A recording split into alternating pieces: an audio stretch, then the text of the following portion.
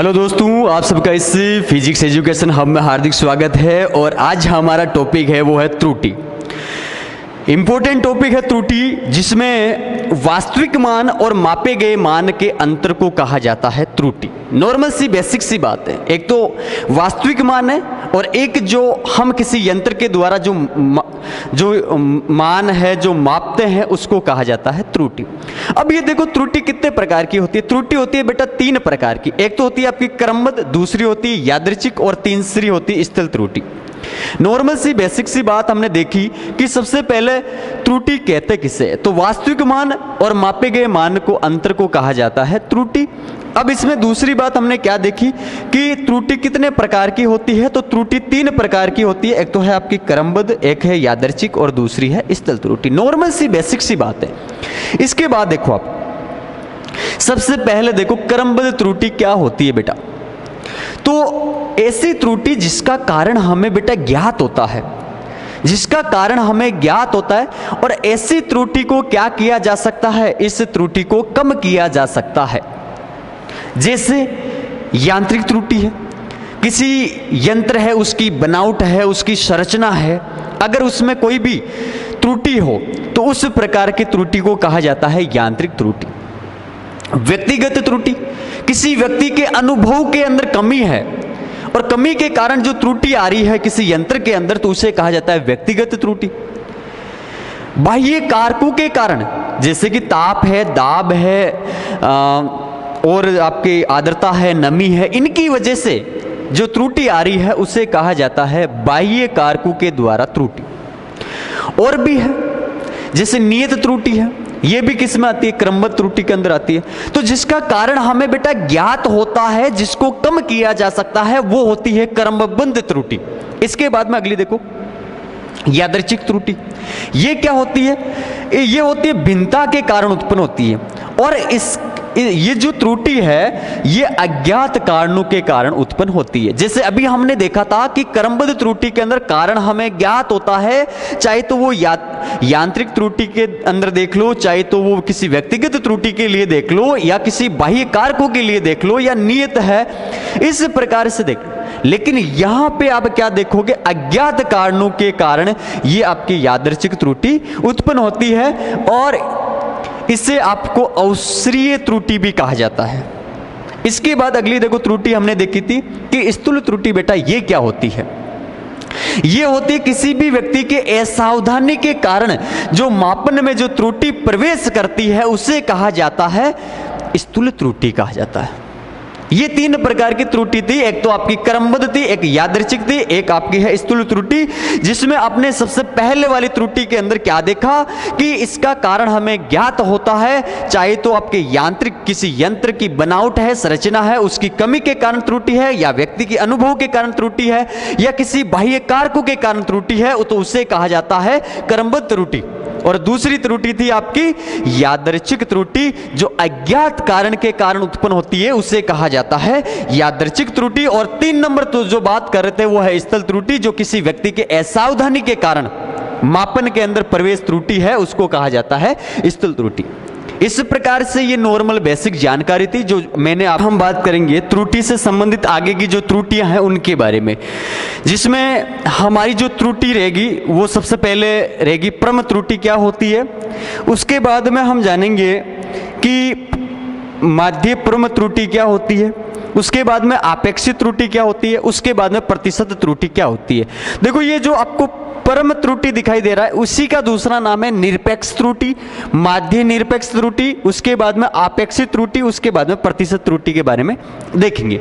इनको जानने से पहले एक छोटी सी बात हमें जाननी पड़ेगी कि वास्तविक मान क्या होता है। बेटा जब तक हमें वास्तविक मान के बारे में पता नहीं होगा तो हम इन चीजों को नहीं निकाल सकते।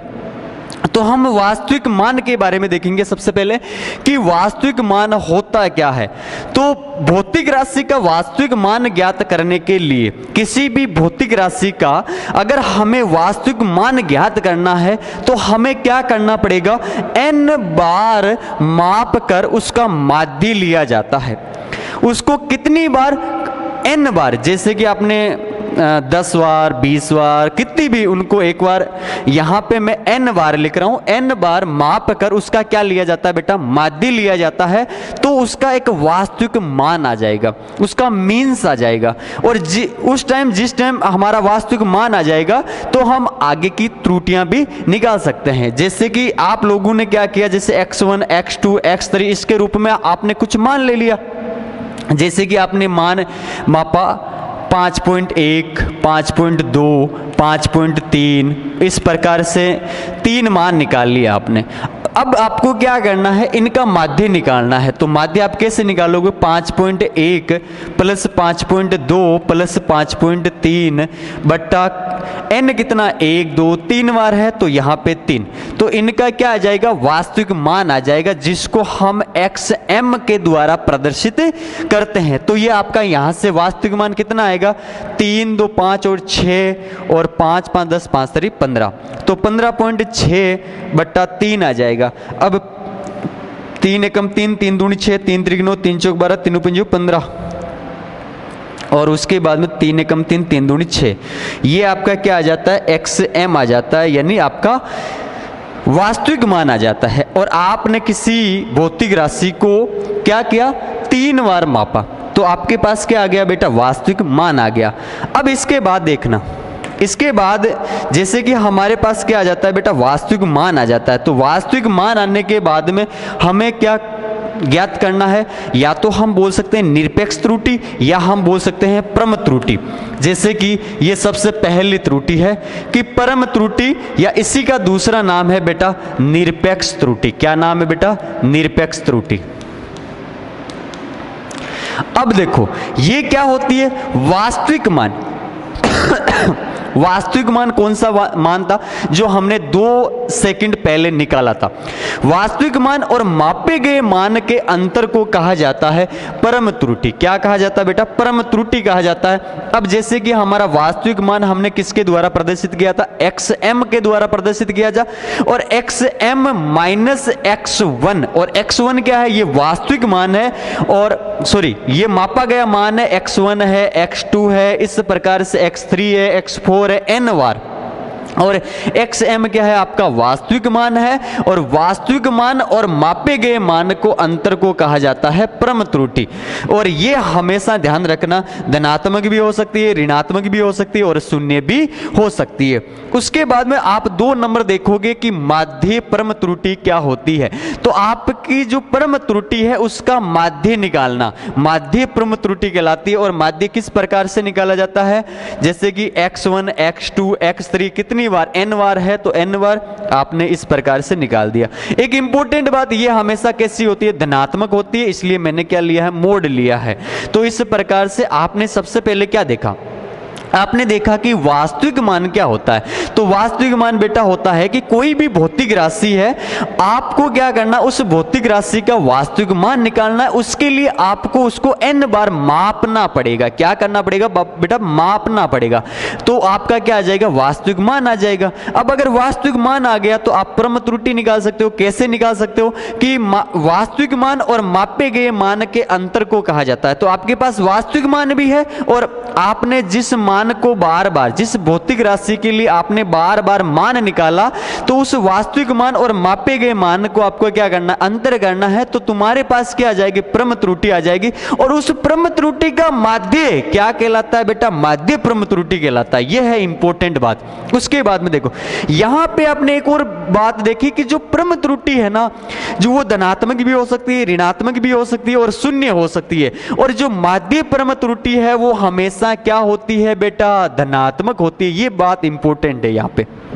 इसके बाद में आपेक्षिक त्रुटि या सापेक्ष परम त्रुटि, ये क्या होती है बेटा, कि माध्य परम त्रुटि और वास्तविक मान के अनुपात को क्या कहा जाता है, आपेक्षिक या सापेक्ष परम त्रुटि का कहलाती है। जैसे कि आपने अभी निकाला था, 2-3 सेकंड पहले निकाली थी आपने माध्य परम त्रुटि। और ये कैसे निकाली आपने कि जो आपकी परम त्रुटि थी, परम त्रुटि क्या होती है, वास्तविक मान और मापे गए मान को अंतर को आपने कहा था परम त्रुटि, और उसी परम त्रुटि के जो माध्य को कहा था माध्य परम त्रुटि। तो माध्य परम त्रुटि अभी आपने निकाला था, उस माध्य परम त्रुटि और आपका जो वास्तविक मान है उसके अंतर को कहा जाता है सापेक्ष परम त्रुटि या आपेक्षिक त्रुटि कहा जाता है। और उसके बाद में एक और त्रुटि बचती है जिसका नाम है प्रतिशत त्रुटि। वो बेटा क्या होती है, इस आपेक्षिक त्रुटि का प्रतिशत निकालना प्रतिशत त्रुटि कहलाती है, जो मैंने यहाँ पे आपको देखो इस प्रकार से, ये आपके पास क्या था, ये आपके पास अभी आपने देखा था कि या तो आप आपेक्षिक त्रुटि बोल सकते हो या सापेक्ष परम त्रुटि बोल सकते हो, और इसका प्रतिशत क्या कहलाता है, प्रतिशत त्रुटि कहलाता है। और इसके ऊपर हम बिल्कुल 2-3 क्वेश्चन लेके आएंगे, ये और भी तुम्हारे बेहतरीन समझ में आएगी। लेकिन उससे मैं पहले एक बार छोटा सा आपको क्वेश्चन बता देता हूं। जैसे अभी आपने लिया था कि जैसे वास्तविक मान कैसे निकाला जाता है, तो 5.1 था आपके पास, 5.2 था और 5.3 था। उसके बाद में आपने वास्तविक मान निकालना है, XM निकालना है, आपके पास X1 ये है, X2 ये है और X3 आपके पास ये है। तो आपको वास्तविक मान निकालने के लिए आपने क्या किया, 5.1 प्लस 5.2 प्लस 5.3 बट आपने n किया, उसका आपने क्या निकाला, जो आपका आपने बार बार किसी भौतिक राशि को मापा और उसका माध्य आपने निकाला, क्या कहलाता है, आपका वास्तविक मान कहलाता है। तो इसके लिए आपने क्या कर दिया, आपने इस प्रकार से ये यहाँ पे 3 लिख दिया। बेटा कितना लिख दिया, 1 मिनट, ये हो गया आपका 5.1, ये हो गया 5.2 और ये हो गया 5.3। उसके बाद में 3 लिखा आपने। अब यहाँ पे आप देखोगे 3 2 5 6 और 15 और यहाँ पे हो गए 3 और 5.3 आपका यहाँ से क्या आ गया बेटा, वास्तविक मान आ गया। अब आपको क्या करना है, जैसे कि परम त्रुटि आपको निकालनी है, तो आप कैसे निकालोगे, आपके पास वास्तविक मान क्या है 5.1, तो 5.1 के साथ में जैसे कि आपको परम त्रुटि निकालनी है, डेल्टा आपको x निकालना है। ये कैसे निकालोगे, तो डेल्टा x कैसे निकालोगे, 5.3 माइनस करोगे 5.1।